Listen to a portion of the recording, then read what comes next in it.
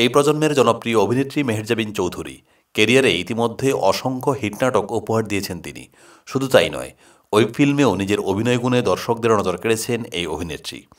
যে কোনো চরিত্রেই খুব সহজে নিজেকে মানিয়ে নেন তিনি। সম্প্রতি মেহেরজাবিন নাম লিখিয়েছেন বড় পর্দায়। এদিকে গত কয়েক বছর ধরে শোনা যাচ্ছিল তার গোপন বিয়ে ও সংসারের খবর। তবে এবার জানা গেল তার আসল খবর, বিয়ে করেছেন তিনি। মেহেরজাবিনের বর তার সদ্য মুক্তি পাওয়া সিনেমা প্রিয় মালতীর প্রযোজক ও নির্মাতা আদনান আল রাজীব। বিয়ের বিষয় নিয়ে মেহেরজাবিন কিছু না বললেও ইতিমধ্যে ফাঁস হয়েছে তার গায়েহলুদের ছবি। ঢাকার অদূরে সম্প্রতি অনুষ্ঠিত মেহেরজাবিন চৌধুরীর গায়েহলুদ অনুষ্ঠান ছিল সংরক্ষিত আয়োজন। আমন্ত্রিত অতিথিদের জন্য কঠোর নির্দেশনা ছিল, কোনো ছবি তোলা বা সামাজিক মাধ্যমে প্রকাশ করা যাবে না। অতিথিরাও এই নিয়ম মেনে চলেছিলেন। কেউই অনুষ্ঠানের কোনো স্থিরচিত্র পোস্ট করেননি। কিন্তু এত সতর্কতা সত্ত্বেও শেষ পর্যন্ত রক্ষা পাওয়া গেল না। মেহেরজাবিনের গায়েহলুদের একাধিক ছবি ফাঁস হয়ে গেছে এবং তা তার নিকটজনদের হাতে হাতে ছড়িয়ে পড়েছে। এইদিকে শুক্রবার 28শে ফেব্রুয়ারি মেহেরজাবিন চৌধুরী তার ফেসবুকে বেশ কিছু বিয়ের ছবি পোস্ট করেছেন, যেখানে বিভিন্ন লুকে ধরা দিয়েছেন এই নবদম্পতি। জানিয়েছেন, মায়ের আকদ অনুষ্ঠানের শাড়ি পরে বিয়ের আসরে বসেন এই অভিনেত্রী। এইসব ছবির ক্যাপশনে মেহেরজাবিন চৌধুরী লেখেন, আমাদের আকদ 14/2/2025। ভালোবাসার দিনে আদনান এবং আমি আমাদের পরিবারের সদস্যদের ও কাছের মানুষদের উপস্থিতিতে বিবাহ বন্ধনে আবদ্ধ হলাম। আমাদের জীবনের একটি বিশেষ দিন ছিল এটি, যা আরও অর্থবহ হয়ে উঠছিল প্রিয় মানুষদের উপস্থিতিতে। মায়ের দেওয়া সেরা উপহারের কথা উল্লেখ করে মেহেরজাবিন চৌধুরী লেখেন, আমার মা তার আকদের দিন যে শাড়ি পরেছিলেন সেই শাড়ি আমাকে উপহার দিয়েছিলেন। আমার বিশেষ দিনে সেটি পরতে পারা ছিল মায়ের কাছ থেকে প্রাপ্ত সবচেয়ে সুন্দর উপহার। 14ই ফেব্রুয়ারি বিয়ের পর্ব সম্পূর্ণ করলেও তা গোপন রেখেছিলেন রাজীব ও মেহেরজাবিন দম্পতি। 24শে ফেব্রুয়ারি রাজধানীর অদূরে একটি রিসোর্টে অনুষ্ঠানের আয়োজন করেন তারা। আত্মীয় স্বজন ছাড়াও এতে যোগ দেন শোবিজ অঙ্গনের এক ঝাঁক তারকা। এর আগে মেহেরজাবিন চৌধুরী বলেন, 13 বছর পর আজ আমরা এখানে একসঙ্গে বেড়ে উঠছি। তারা বলেন, 7 বছরের বন্ধুত্ব সারা জীবন স্থায়ী হয়। আমরা প্রায় দ্বিগুণ অতিক্রম করেছি।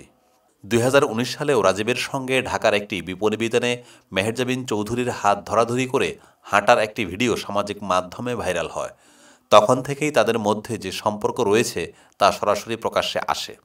এরপর বিভিন্ন সময় তাদের প্রেমের বিষয়টি সামনে আসলেও কখনো তারা মুখ খোলেননি।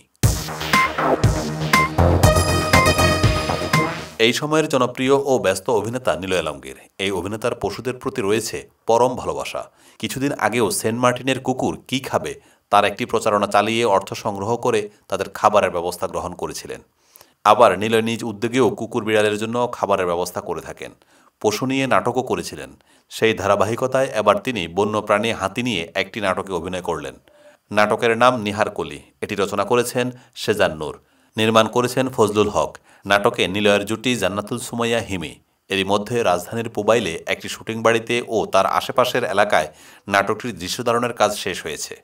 এতে অভিনয় প্রসঙ্গে নিলয় আলমগীর বলেন, হাতি নিয়ে কাজ করা আমার অনেক দিনের স্বপ্ন, ঠিক তেমনি পরিচালকেরও। হাতি নিয়ে কাজ করা অনেক কঠিন, কারণ এটিকে মেনটেন করা, আমাদের আবেগের সঙ্গে তার আবেগ রিলেট করে কাজ করা খুব কঠিন।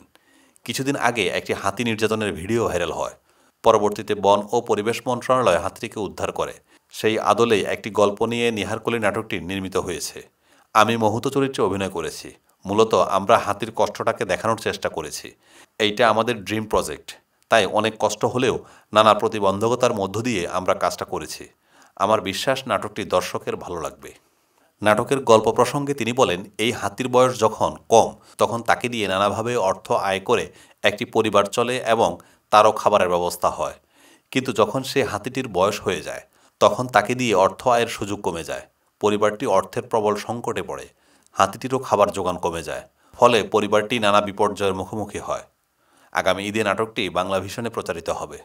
উল্লেখ্য, এর আগে ফজলুল হকের নির্দেশনায় একাধিক নাটকে অভিনয় করেছিলেন নিলয় আলমগীর।